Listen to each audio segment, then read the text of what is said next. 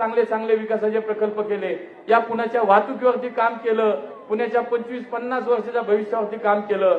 पण हा काय प्रश्न आज नाही, 25-30 वर्ष आपण काम केलं. या पुण्याची सूत्र आपल्या हातामध्ये होती. मग त्यावेळेला तुम्हाला पुणे किती वाढणार आहे, पुण्याचा व्यापकता किती वाढणार आहे, लोकसंख्या किती वाढेल, नागरी समस्या काय वाढणार आहेत, या सगळ्या सुविधांवरती काय ताण येणार आहे, याची कल्पना आपल्याला नव्हती का? त्याच्यामुळे दृष्टिकोन नव्हता, दूरदृष्टी नव्हती. आणि म्हणून या पुण्याचे जे काय आज प्रश्न दिसत आहेत हे तुमच्या काळात निर्माण झालेले आहेत. आणि म्हणून पुण्याच्या विकासाबद्दल पुणेकर ठाम आहेत. पुणेकरांचा विश्वास आमच्यावरती आहे की पुण्याचा विकास आणि पुण्याला नवी दिशा देण्याचं काम हे फक्त भारतीय जनता पार्टीच करू शकते. आणि म्हणून देवेंद्रजींचं तर विशेष प्रेम पुण्यावरती आहे. ते ज्या वेळेला पुण्यात येतात त्या वेळेला पुण्याच्या भविष्याची आपल्या समोर एक जंत्री ठेवतात. पुण्याच्या विकासासाठी संदर्भात भविष्यात पुणे काय होईल आणि पुण्यासाठी आम्ही काय करणार आहोत.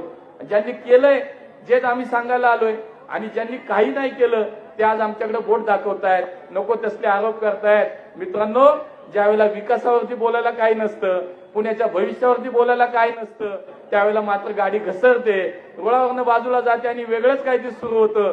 पण पुणेकर सुज्ञ, पुणेकर मात्र विचलित होणार नाहीत.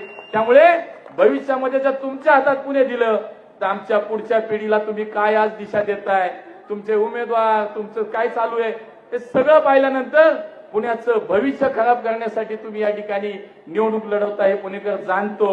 आणि म्हणून आपल्याला कुठलीही संधी पुणेकर देणार नाहीत. देवेंद्रजींच्या नेतृत्वाखाली आणि माननीय मोदीजींच्या नेतृत्वाखाली पुन्हा एकदा आपल्या आशीर्वादानं या पुण्याचा महापौर हा पुन्हा एकदा भारतीय जनता पार्टीचाच होईल, हा विश्वास या निमित्तानं व्यक्त. आपले सगळ्यांचे आशीर्वाद आम्हा या सगळ्या उमेदवारांच्या सोबत असावेत. त्यामुळे कात्रज असेल, धनकवडी असेल, बालाजीनगर असेल, कोंढवा असेल, आमचा अगदी तिकडे पलीकडे बिबेवाडीचा सगळा परिसर असेल, इकडे शिवना आहे, खडकवासला आहे, या सगळ्या भागामधल्या माझ्या नागरिकांना मी आज विनंती करीन की देवेंद्रजी आपल्यासाठी फक्त आणि फक्त आज या पुण्यातल्या आमच्या उमेदवारांसाठी आशीर्वाद मागायला आलेत. तो आशीर्वाद आपण नक्की द्याल, हा विश्वास या निमित्तानं व्यक्त करतो. आणि या पुण्याच्या विकासाची जी काही गाडी आज सुरू आहे, केंद्र आणि राज्याच्या सोबत महानगरपालिकेची सत्ता आल्यानंतर अत्यंत सुरळीतपणे काम होईल. सुरळीतपणे पुण्याचा विकास हा वेगानं होईल. जे म्हणतात आम्हाला सत्ता द्या, अरे राज्यात मुख्यमंत्री आमचे, केंद्रात पंतप्रधान आमचे, आणि तुम्ही विकास कुठून करणार? विकास तर आम्हीच करणार आहे.